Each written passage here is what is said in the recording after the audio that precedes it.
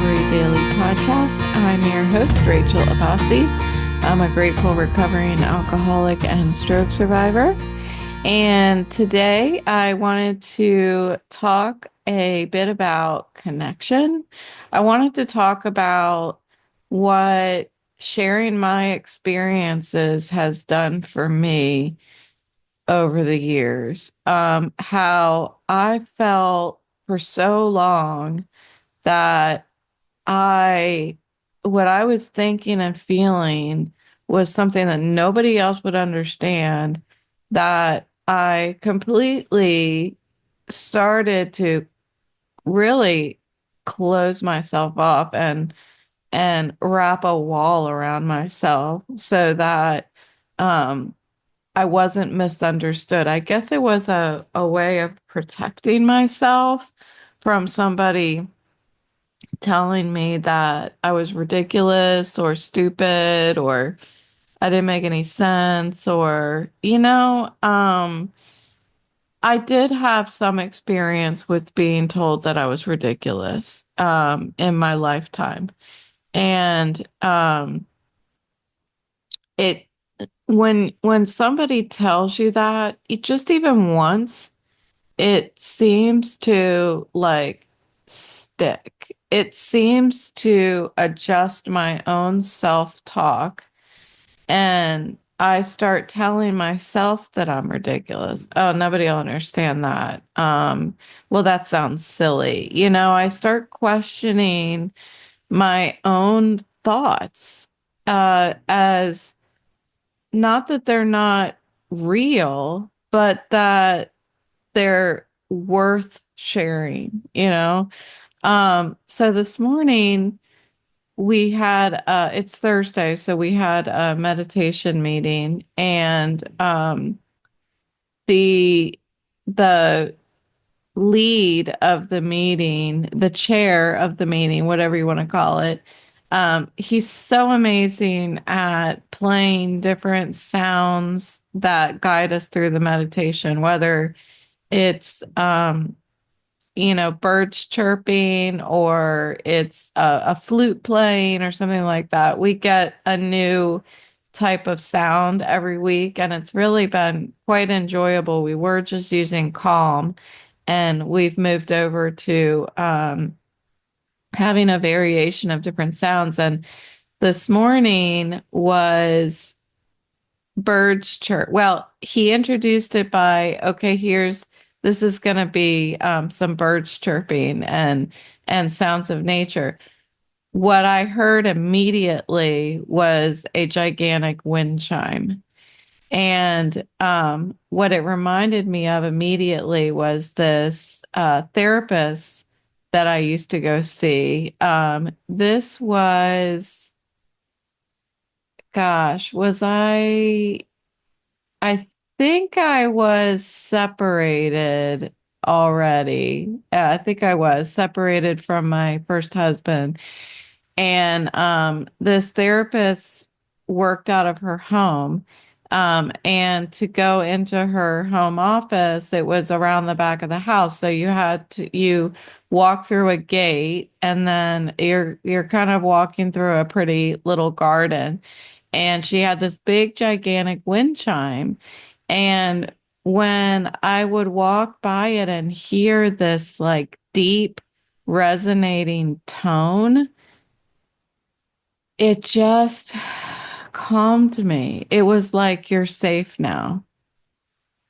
And I loved it. I've been looking for a wind chime like this for years since then, and I haven't been able to find one that is exactly like what I'm looking for. But this was the sound that was in the meditation this morning.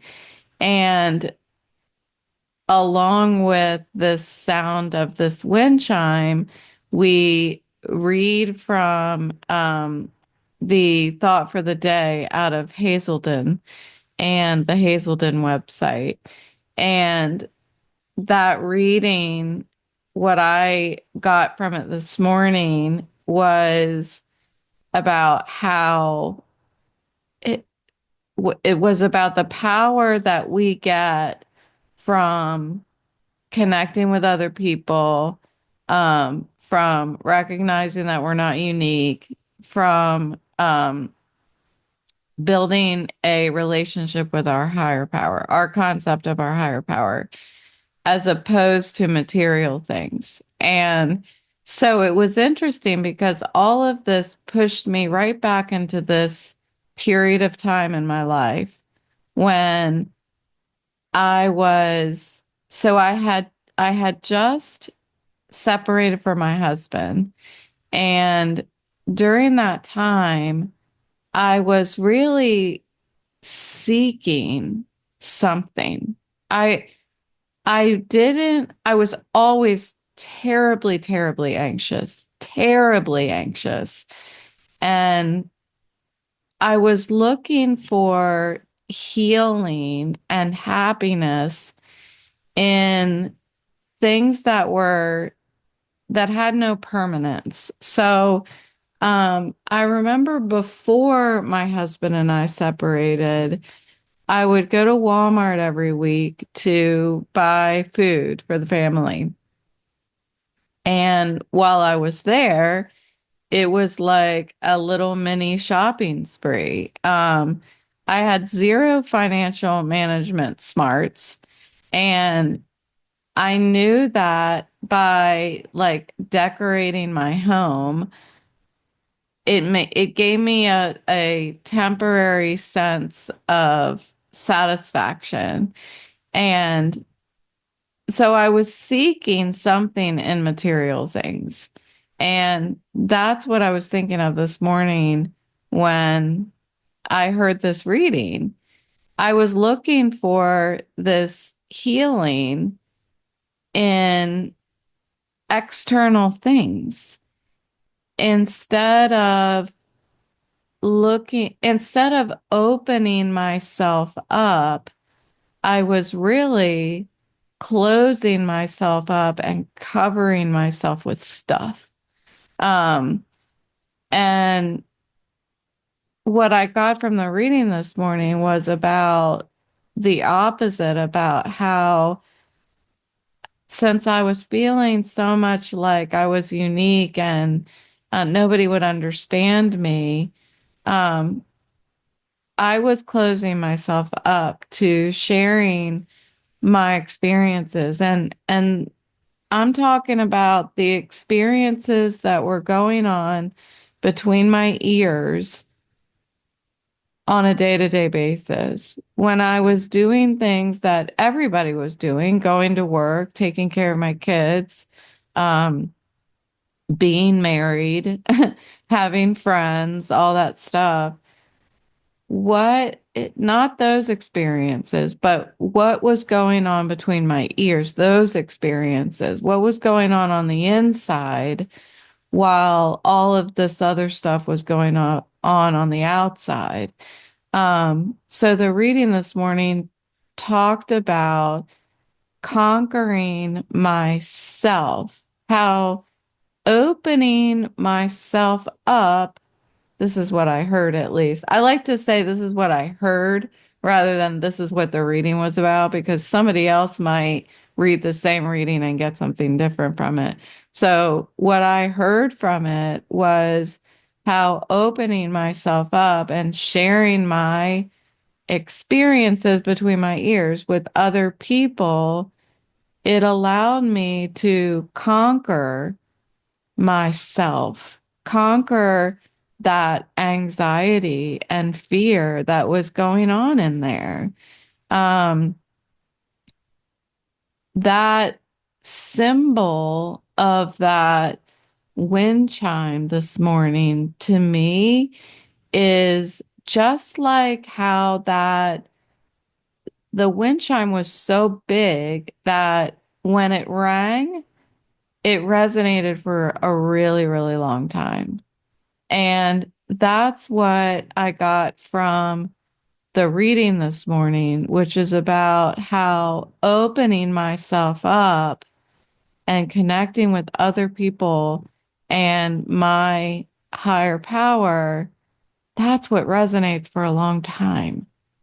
That's what stays with me, not the material things that I was trying to cover myself with to keep myself feeling safe and comforted. So for a long time in my life, and I want to be careful when I talk about this because I don't want it to come across to, I guess, my mom. Hi, mom, if you're listening, love you. um, that I wasn't a happy person, that my family didn't do everything possible to make me happy. There was something different going on inside of me where no matter what experiences I had on the outside, there was something missing on the inside. I did not understand peace and serenity. There was always something wrong.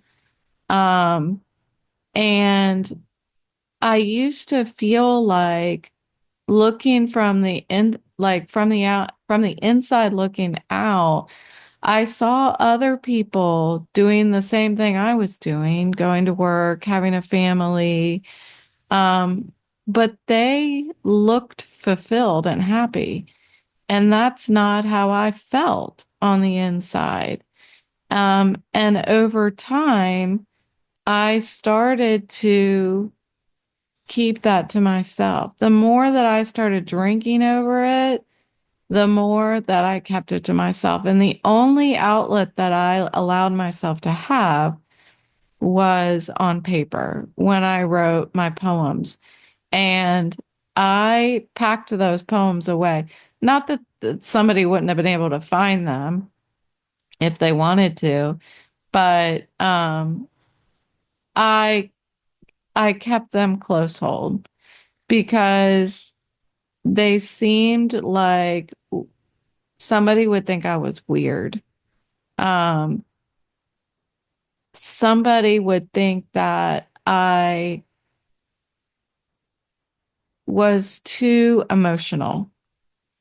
You know, I felt like I had this like quiet storm that was building on the inside of me. And the only way to let it out was through this poetry. So when something would happen, when I was unhappy in my marriage, I was I would go to therapists. I went to many therapists and but I felt like something was wrong with me. Something was wrong with me. Something was wrong with me. And I just didn't know what to do about it. Um, I had a hard time expressing myself what was wrong because I didn't really know what was wrong. Um, One thing that was wrong that I did not express was that I was drinking too much because drinking was a solution for me. So why would I tell on myself? Um, when I would go to therapists and I would try to open up about what I felt was wrong, it did always lead back to them asking me, how much do you drink? And then I stopped going. You know, when I would go to therapists, I felt like it was my attempt to start opening myself up. But when someone identified that maybe drinking is part of my problem, then I was like, no, that's not part of my problem. Well, it was part of my problem, but it wasn't the drinking is but a symptom. That's what I learned in the rooms of AA, that drinking is but a symptom. And I didn't understand what that meant for several years in AA.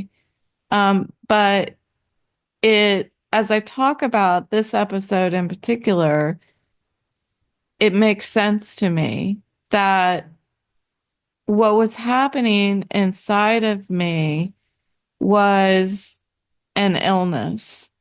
And I was taking my medication, my drinking, in order to address the problem on the inside.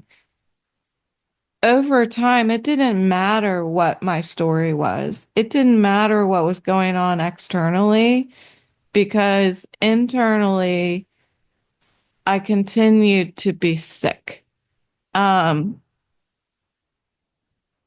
it wasn't until I, that symptom, that medication became all I knew, it became the only way that I could survive. It turned from being something that allowed me to manage my life, it became drinking became a way of managing what was going on between my ears.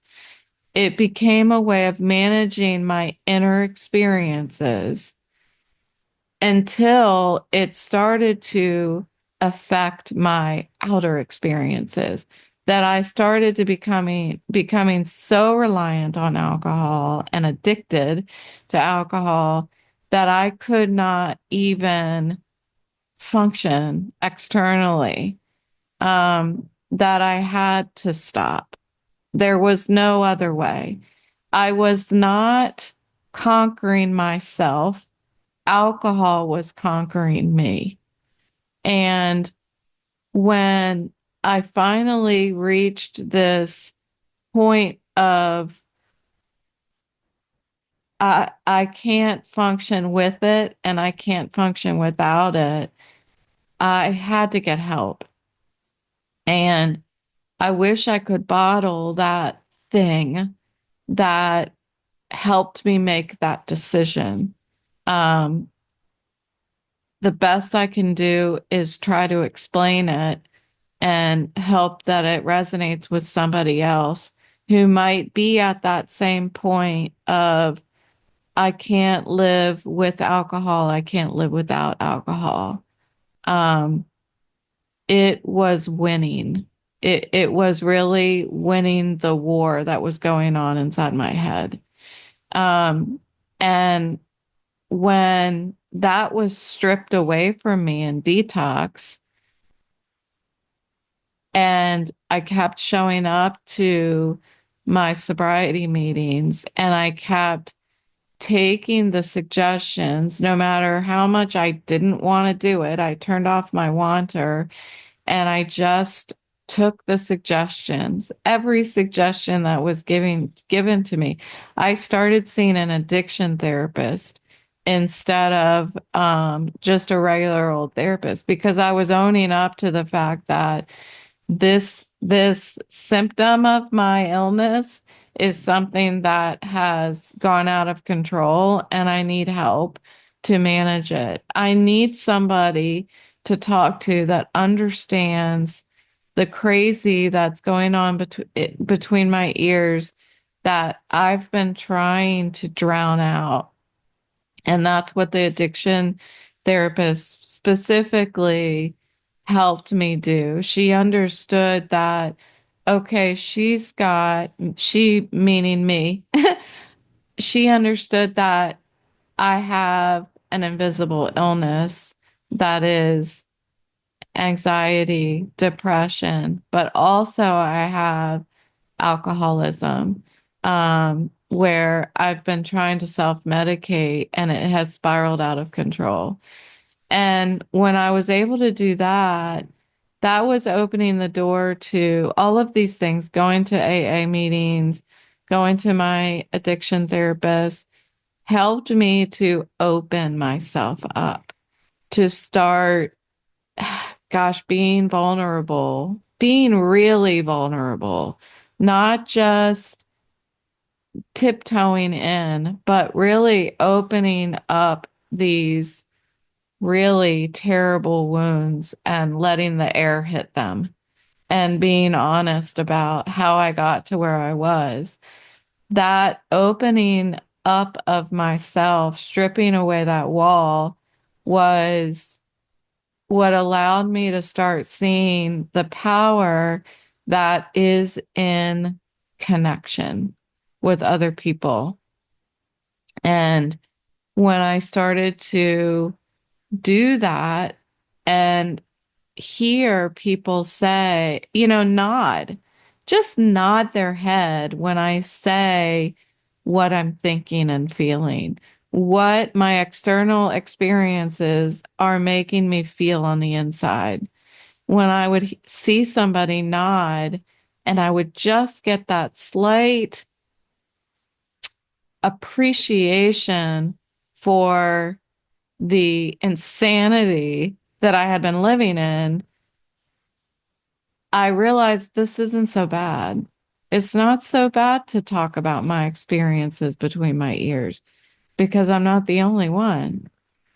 Because not only was I starting to share my experiences, but I was starting to hear other people's experiences. And there is nothing that compares to sitting in a room and having somebody say something that I was thinking that I thought I was the only one who ever felt that way. There, there's nothing like it. That is what made me stay. When I was going to meetings and I started hearing people say what I was experiencing between my ears, that is why I stayed. Because that was my truth coming out of other people's mouths. And that is when that symbolic wind chime, that deep resonating sound began to stay with me. And that it's been that way ever since. This time, it didn't happen the first time I went to detox. And honestly, I had been going to AA meetings prior to going to detox for the first time. And it wasn't there. I had to take all suggestions. I had to stop making excuses and exceptions for what I'm going to do, what I'm going to participate in, what I'm going to engage in, what I'm going to be a part of. I'm going to practice these principles, but not these. I had to stop all of that nonsense. I had to do absolutely everything that was suggested to me to stay sober, to get that wind chime to start ringing and resonating and staying with me. I had to do everything that was suggested of me. And to this day, I still it's progress, not perfection. I don't want to act like I'm perfect at it, but I am perfect at trying to do the next right thing. I'm perfect at thinking, what is the next right thing? And that matters. It does. It matters when we recognize what is the next right thing for me to do. And if I decide not to listen to the next right thing and I listen to my wanter instead, I pay the price. I do. There is that serenity. The serenity is that resonating sound of the wind chime. That's the serenity. And um when I don't listen to what I hear my understanding of my higher power, when I hear that within me tell me what the next right thing is, if I don't listen, then that wind chime, the wind stops blowing.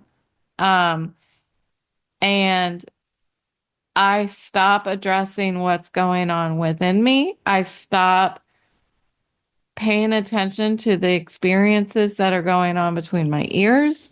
And I start only focusing on what's going on outside of me, my external experiences. And the truth is not out there. The truth is here. The truth is between my ears. The truth is within. And I have the tools to address those now. Um, Instead of the medication that I was using for so long, the alcohol, I have my medication that's available to me through my sobriety program. And this same thing, the same principle, um, the way that this works, the process, it's the same thing that I needed to do in stroke recovery and vestibular recovery. Um, it's just so much easier for me to talk about it from the angle of sobriety because I've been doing it for next month. It's going to be 9 years next month. And I've only been doing the stroke and vestibular recovery for 4 years. Gosh, I can't believe it's been that long. Jeez. Almost half of my sobriety, but it certainly doesn't feel like it makes as much sense to me. The stroke and vestibular recovery doesn't make as much sense to me yet as the sobriety. So I like to really always fall back on that. And I hope those of you who are listening because you are in stroke recovery or vestibular recovery, I hope that it's easy to apply this sobriety program to what you're experiencing because that is my intention. My intention is to relate that into whatever experiences that you have and how we really have to conquer what's going on within our, between our ears before we can really address what's going on outside of us. So thanks so much for listening today. And I hope you have a good one, and I will talk to you tomorrow.